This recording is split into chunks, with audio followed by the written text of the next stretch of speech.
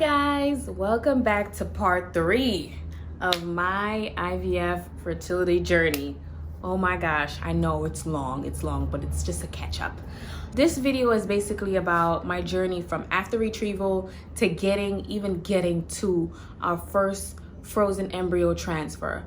It is a story. So let's just get right into it.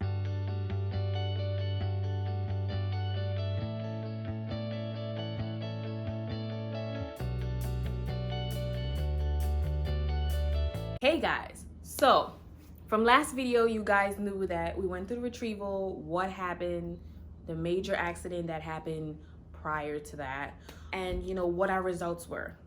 So here we are, next steps. We have, from last video you guys know that we've got 12 that went off to PGS testing.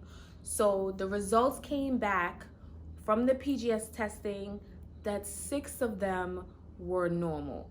So it's not a bad thing, it's great. 6 of them is great. I'm thankful. That's why they always say it's good to have a lot in the beginning, because it really just comes the numbers just starts to decrease dramatically. You don't even realize it. You're thinking, oh, I got 24, this is awesome. And then when you come down, I'm like 24 from 6, damn, 18 just went away. It really just hits you. They did tell us what the genders were. We wanted to know because we wanted to make a choice of our own. So we know what the genders were of all 6 of them. I mean, I'm not gonna say, I'm gonna leave that, private, but when the time comes and as we do the process, depending on, which one we choose, of course, you guys will know. One main key thing that I can always say, this process, especially if you're someone like me who likes to plan, I'm a planner. So I also do event planning. I'm also super organized. I'm an accountant, so accountants have to be super organized. I'm honestly one of those people that just have everything in a book, just down to the T. This process, you cannot be a planner in this process. Man, it is going to defeat you times 10 if you try to plan this whole process. And I felt it. I literally felt it. November came, I had my retrieval. I'm like, okay, December's gonna roll around, my period is gonna come, and I am going to start this process. Guess what happened? My period came. By the time my period came, they told me, they said, unfortunately, we can't start the process because the OR in the clinic was going to be closed down for the whole of December for cleaning until the 20th. So by the time I even started the process and by the time my transfer would be, the OR wouldn't have been open yet. It was depressing. I was like, well, damn, and like I said, as a planner, you feel defeated. Honestly, at that time I was planning it, I was like, oh, babe, because both my husband and I birthdays in July, but I'm a Cancer and he's a Leo. So we're like, well, if we plan it down, then the baby's gonna come by, either July sometime, or end of July, August, there's gonna be a Leo like you, and things like that. And I was like, wait, do I want a Leo? Do I want to deal with 2 Leo? It was just so funny. Like it really gets to your mind. December came, I realized that I just had no choice but to wait.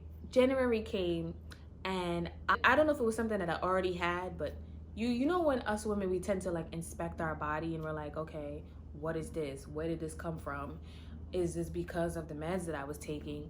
So I had developed a small little swell under my arm, and it took me back. I was like, where did this come from? Like, why? I never had this before. So I started to kind of like analyze it. And January came and I was getting ready to actually start my frozen embryo transfer, the process. And I was sitting there and I was like, let me tell my doctor about this little swell that I have. I told my fertility doctor about the swell and he said, we are not doing anything until you figure out what that swell is. So I went to my gynecologist and I told her, I said, well, I have this swell. What do I do? Because I don't know. The gynecologists are usually the ones that give you like a breast exam. So I said, I don't know what to do. I don't know where it came from. Can you check it out? So they took a little ultrasound. She's feeling it. She's pushing down on it. And she's like, okay, I don't really feel anything, but it's there. So she said, you know what? Let's get a sonogram. So I had to schedule an appointment with a radiologist. When it got the sonogram, they did the gel. They checked both arms to see if there was anything. There was nothing on the other arm, but it was just this one. They checked it. They said they see something super small, but it couldn't. But they checked that, but they didn't really see. But they also checked my breast to see if there was anything there. They found this small little, it was so small, but I sent the report to my doctor, and literally it was still a little bit of time for me to even start the transfer, because they usually give you up to 5 days after your period started. As soon as my doctor saw that report, he was like, absolutely not. We want to see what that is first. I'm like, yeah, I'll give up. So I went to the appointment, and his specific words was, you need to see a breast specialist. Make sure that it's nothing. And I need a note from that specialist that's gonna tell me that you are good. Like, you know, that you are clear to do your transfer. This is nothing. So I said, okay. So guess what? You know that whole transfer got moved to another month, right? So here we are, January. My whole month of January is me going to appointments for a breast specialist. So I made an appointment for a breast specialist. I searched her through my insurance to make sure that was in my network. Always do that. I always recommend that, because you just search a specialist, you see reviews and ratings, and when you go to them, you realize that they're not in your network and you're spending an arm and a leg. Do not ever do that. Always go through your insurance and see who's in your network, because it ends up being a whole lot less costly. And my insurance is for my job, but I do have deductibles that I am responsible for, so I always make sure that I am not spending more than I need to. So I literally went to the breast specialist. She checked everything. She literally, my whole entire boobs, everything she checked. She squeezed, she pushed down, she do everything. It didn't hurt or anything like that. So she felt the little lump that they were speaking about. She saw the images, because I had to give her a CD of what radiologist saw, and I had to do a biopsy. I made an appointment for my biopsy. My biopsy was, I don't remember the date, but it was sometime in January. In my first video, I told you guys that my period is down to a T. So not only was I trying to get all of this done before my next period, you guys have no idea. So I was just like, okay, get this all done. So I literally went to get my biopsy done. It didn't hurt. I remained still. The doctor was like, you're so good. He said, all you're gonna hear is the click, because it's like a staple where they take samples of the actual little nodule that they saw. So he took samples, everything. And I actually had a biopsy when I was younger, when I was 14 years old, because I had a fibroid in my breast, and I don't remember which side it was. So that could have been that same fibroid that was there that just got, because what happens, that fibroid ended up getting smaller when I was 14, so and it disappeared. I never felt it again. So they never really did anything more beyond that. It just kept living my life. It could have been that same fibroid that just shrunk completely small, but now that I'm, now that this little swell came up, and then I just had questions about it, how, they did another test on it. So they did another test on it, and the results came back. It was nothing. It was benign fibroid. Even the radiologist said it. He said it could be completely benign. I don't see anything, no blood flowing going through it, nothing that could be infecting you in any way. So I said, great.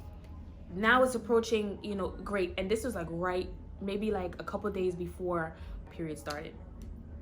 Guys, I literally was like, I need that note, because I sent my doctor the results. He said, okay, but I need the note. I'm like, damn, this man is not playing. I spoke to my nurse. She said, I need that note. We need the note. Doctor is not going to let you move forward with this process without that note. I'm like, ugh. So calling up the breast clinic, calling them up. I know she's a busy lady. She's great. She got great reviews. She was in my insurance. Calling her up. I needed that letter like today. I gave my nurse the letter. I mean, the phone number. I said, I'm trying. Maybe you as a nurse can get on to, I am trying. Guys, I know you guys think I'm crazy, but this is what I was dealing with. I was like, oh my gosh. And she called. She's like, listen, we want to start this patient, but she can't start without that letter. Please provide that letter. So she was able to get the letter, and boom, I was safe to go. Here we are. January's over. I'm cleared, and we are literally about to start our frozen embryo transfer. I'm like, yes, this is it. The excitement was real, guys. It was so real. So, guys, that story I am going to save for the next video. Okay, that is going to be part 4 of my IVF journey, and that right there is gonna be, like I said, all about my frozen embryo transfer, how it went, what the results were, and of course it leads up to where we are today and what we're gonna be doing moving forward. So that's just basically a catch up, and then we'll go from there. All right, if you guys like this video, please like, comment, and subscribe. And I hope to see you guys continue to follow this journey with me, and see you at the next video. Bye, guys.